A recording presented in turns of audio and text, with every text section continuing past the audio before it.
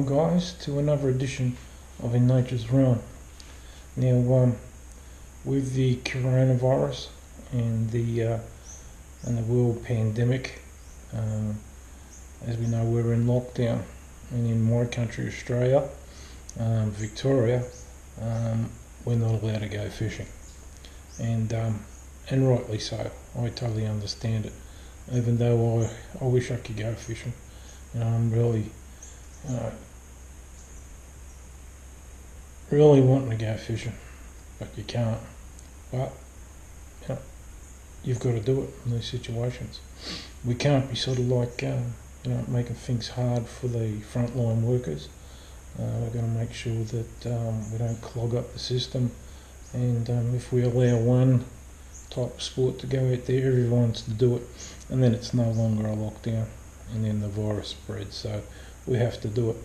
So I can't do any fishing videos, but I can do fly tying videos, and that's what I'm going to do from now on, is tie a whole host of different fly tying episodes, and I'm going to try and concentrate on flies that people don't know about.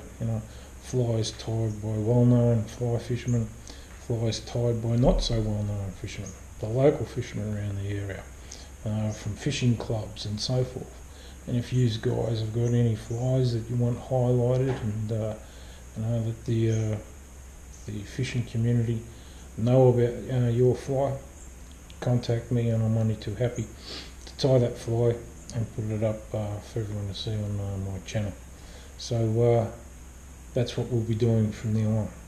Now, the fly that we're going to tie in this episode is called the Rubicon Supreme, and that's it there. You can't see it from there, but I'll have my close-up camera going soon.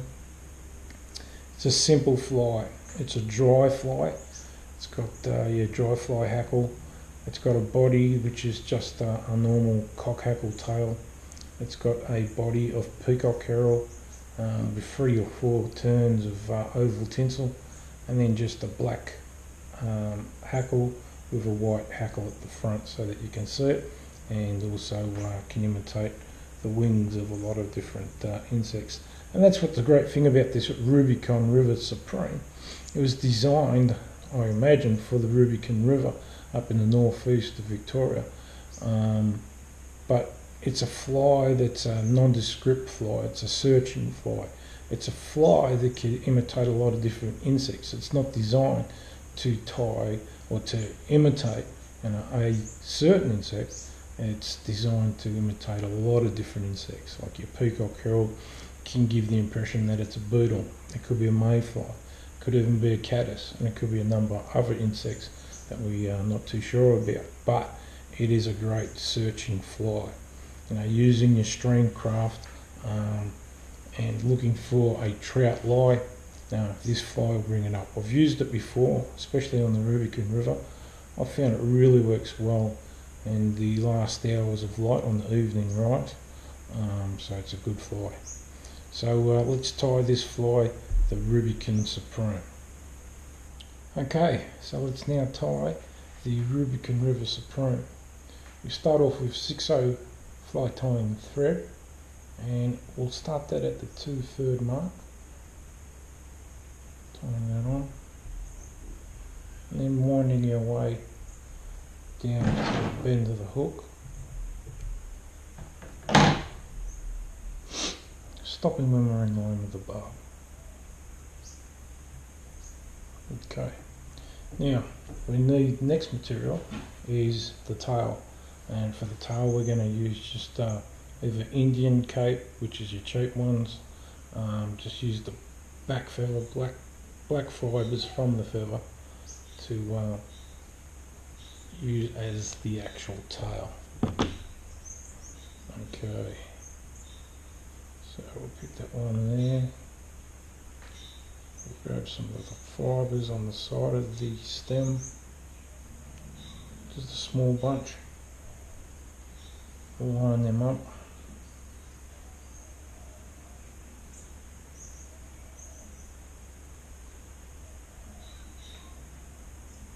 Like so.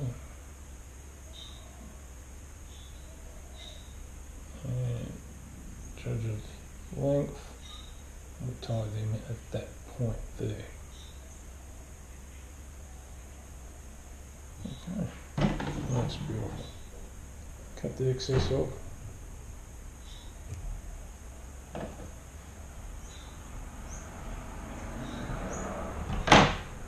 Now we need the ribbing, and for the ribbing we're going to use oval tinsel.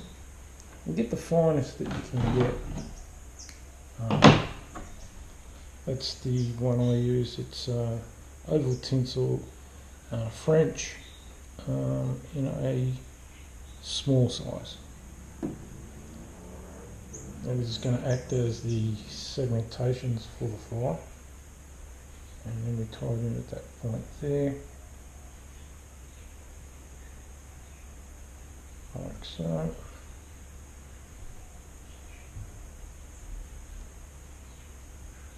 And then go the entire length to build it up to make it even.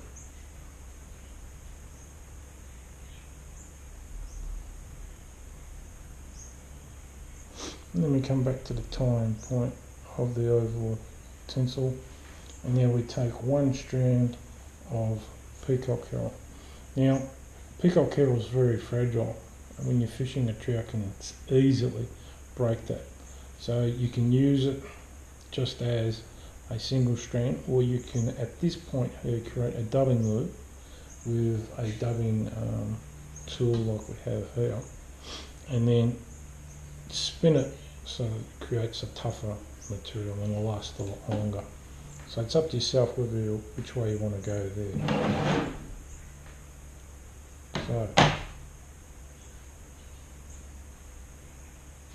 tie it in.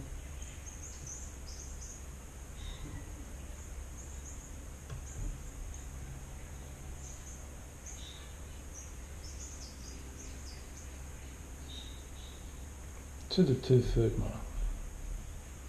Now, simple as, take the peacock herring and create the body.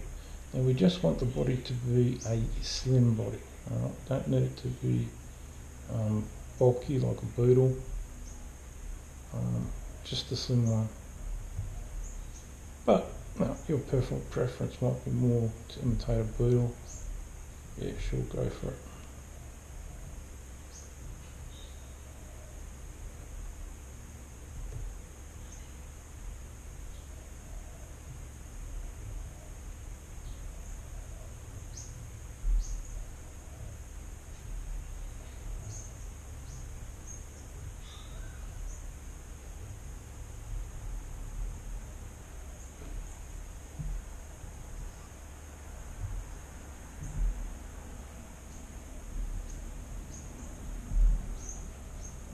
And then we tie it off.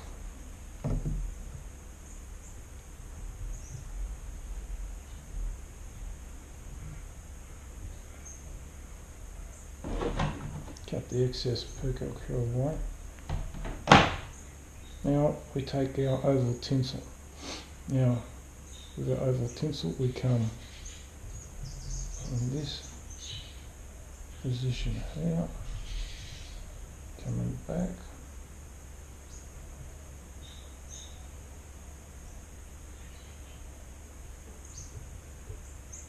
I only want about 2 to 3 turns, but yeah, 3 would be perfect to make it nice and even.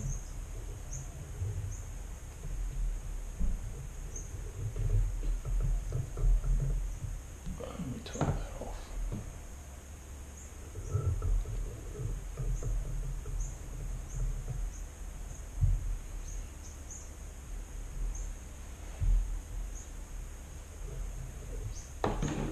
Cut that Lurex away, the excess there. And then we have the tail, the body and the segmentation of the fly. Very simple fly to tie,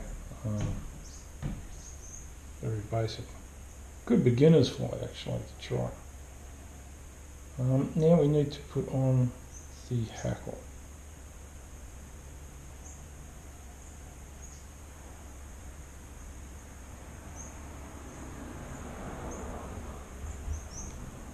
tie it at the 2/3 point. Tie it in.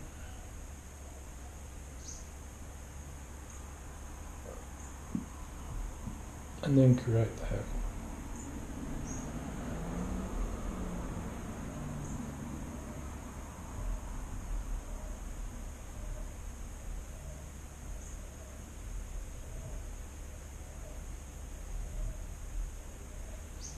Tie that off. Ooh.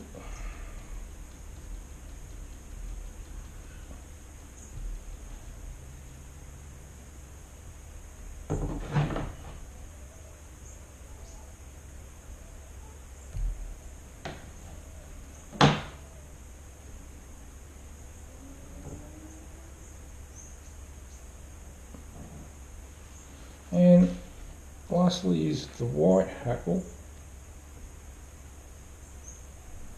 Or you could use ginger, anything of a lighter contrast at the front so that you can see the fly, and also it can create a visual imitation of certain parts of insects, like the wing and so forth. So we just want about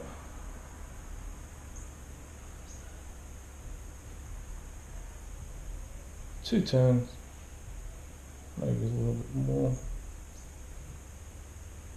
and now we whip finish. Use a whip finishing tool, or use your hand. Hand whip finish is a good way of doing it. When it comes down to real tiny flies though, it's a bit more difficult.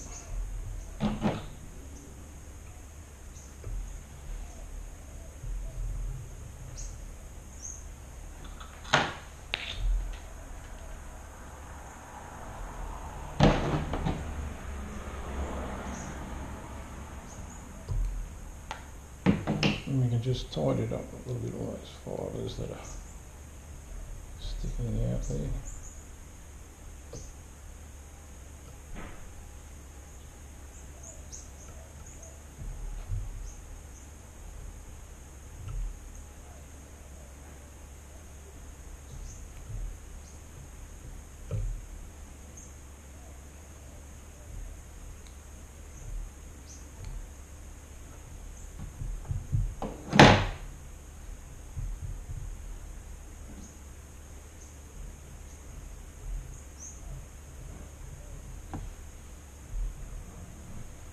So there we have the Rubicon River Supreme.